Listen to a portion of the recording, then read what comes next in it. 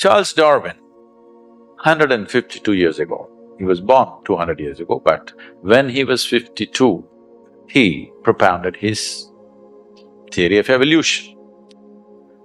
15,000 years ago, Adi Yogi said this. I want you to look at this carefully. If you know something about Darwin's theory of evolution? No, just about the fact that you were a monkey, not just that. Something more?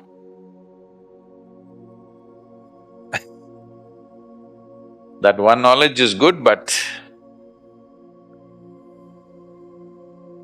Adi Yogi said the first form of life on this planet was in water. Well, you have heard about this in so many different ways. People told you there are 9 avatars. Yes? Can you tell me what are the 9 avatars? Matsya avatar? No, don't jump. Kurma avatar? Varaha? No. Narasimha? Vamana? Parashurama? Rama? Krishna? Buddha. 9.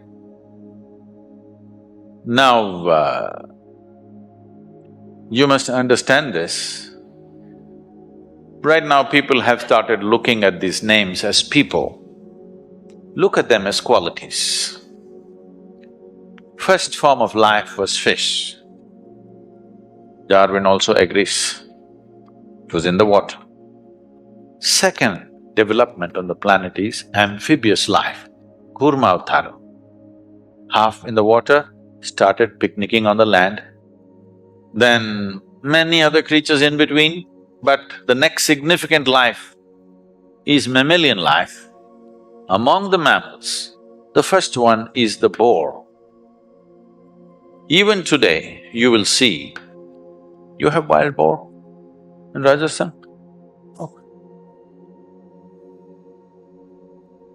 Wild boar or a pig is the most physical animal of all the animals you will find.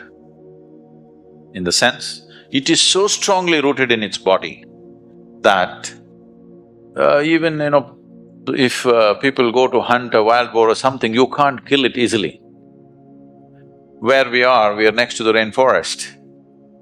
There are tribal villages, these boys who go to school, I'm talking about 10, 12-year-old boys, when they're coming back, if they see a deer, they will take sticks, they'll just pick up sticks somewhere, attack the deer and kill it. I'm saying school boys with a stick. That's how other mammals are made. You also, one knock on your head, you'll fall dead. But this is not the way a wild boar is. It doesn't die easily because it's so rooted in its physicality. Even today, if you see somebody overly physical, you say he is like a pig. No? Because pig represents excessive physicality. So the first mammal he is describing is a boar or a pig. What is next? Narasimha, half man, half animal. Next is Vamana, a dwarfed man. Next is a full-fledged man who is Parashurama, but emotionally volatile. So volatile, he lopped off his own mother's head. Next is Rama, a peaceful man. Next is Krishna, a loving man. Next is Buddha, a meditative man. Next is supposed to be a mystical man. Everybody's claiming it's me, it's me, it's me. You need to understand, these are not people. Those people are representative of those qualities that we're talking about. So, life evolved like this. This is running, believe me, this is running absolutely parallel to Darwin's theory of evolution. This is 15,000 years ago. He did not go to Galapagos Islands and put things under microscope and look. He sat there with his eyes closed and saw that If you go deep enough into this, there is an evolutionary memory in this. If there was no evolutionary memory, suppose you're a man and you eat a watermelon, it becomes a man after some time, yes? Now you're a woman, if you eat a watermelon, it'll become a woman. If a cow eats a watermelon, it becomes a cow. Why this is happening is, there is something called as evolutionary memory and genetic memory here. Evolutionary memory is deciding that you only take human form, not suddenly you eat a smart watermelon and you got confused and became a cow. Such thing will never happen, okay?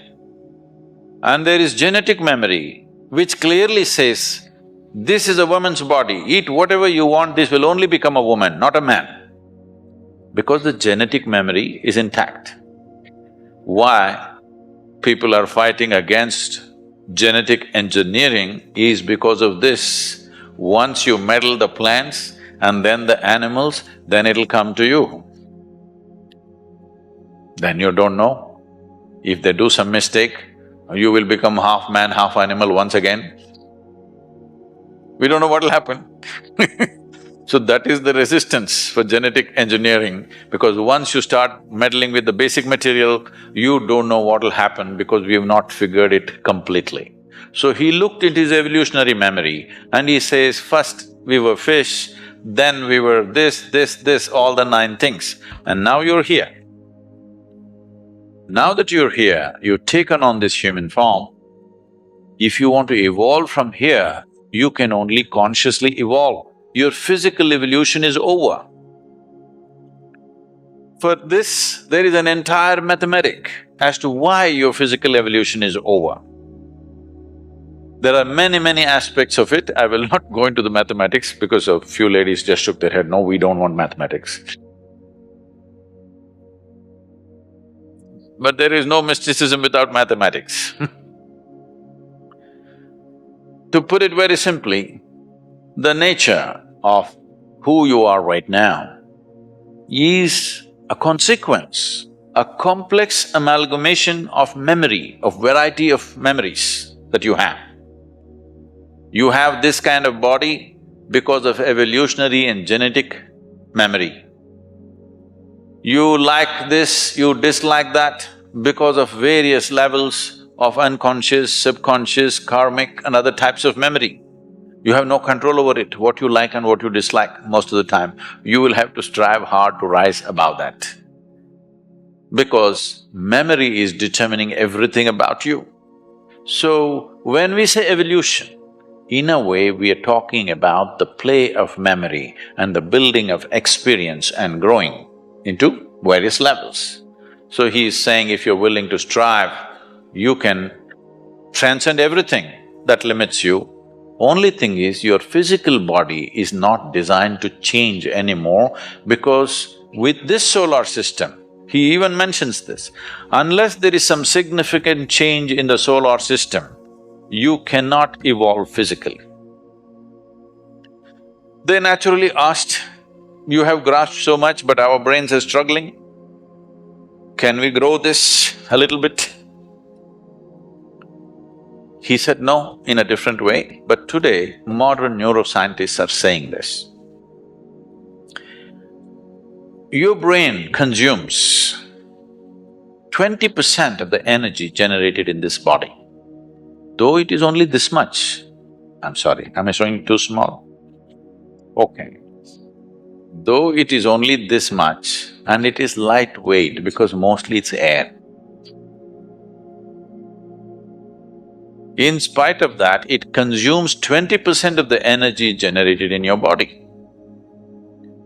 The rest of the body, so much, consumes remaining 80%.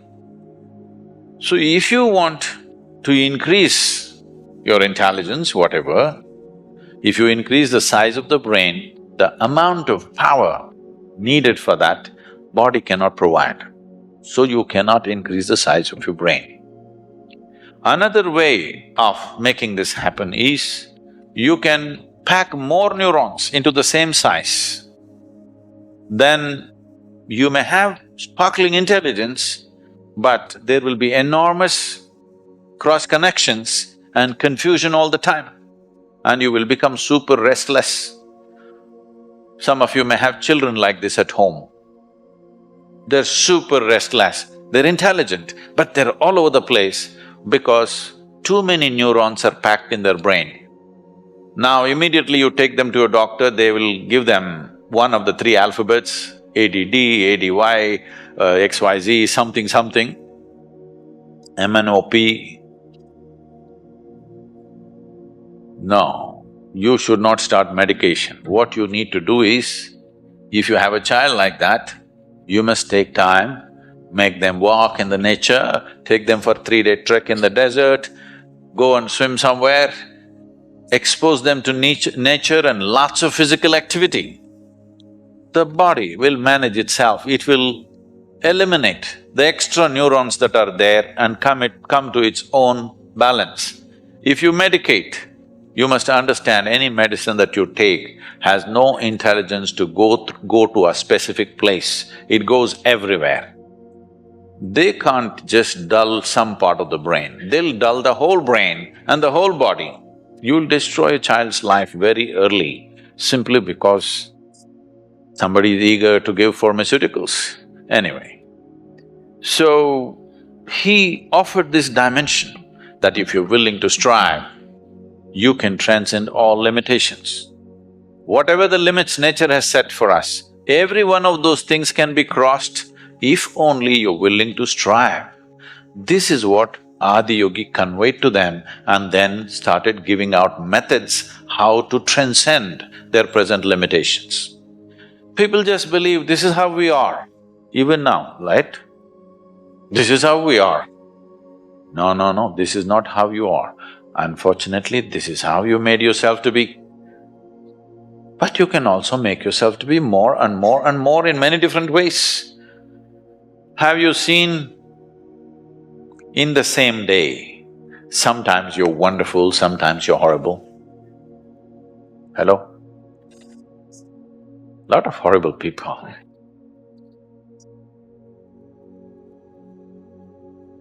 So I'm saying, you always think it happened to you. No, no.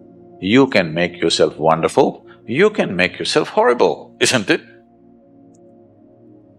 So you can be in limitations, you can be beyond limitations. So for the first time he brought this to humanity and then he spoke about how every creature on this planet has evolved beyond its own limitations with striving over a period of time. Or in other words, he propounded the theory of evolution 15,000 years ago.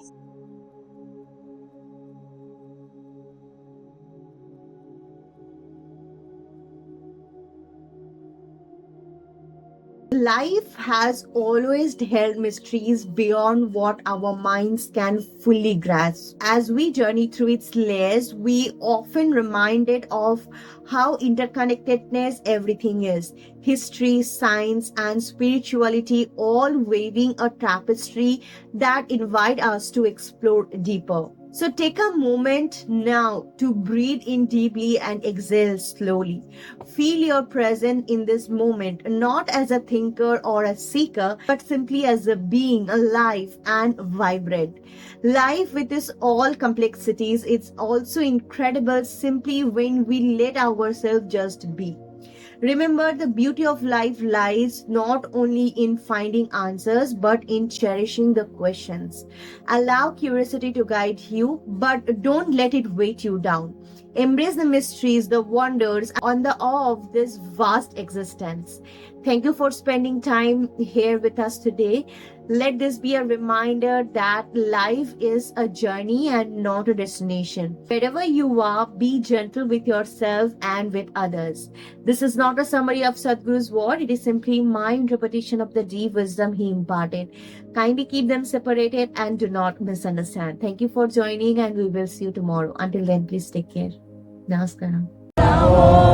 Chandrachud Shiv Shankar Parvati Ramana निनगे NaMo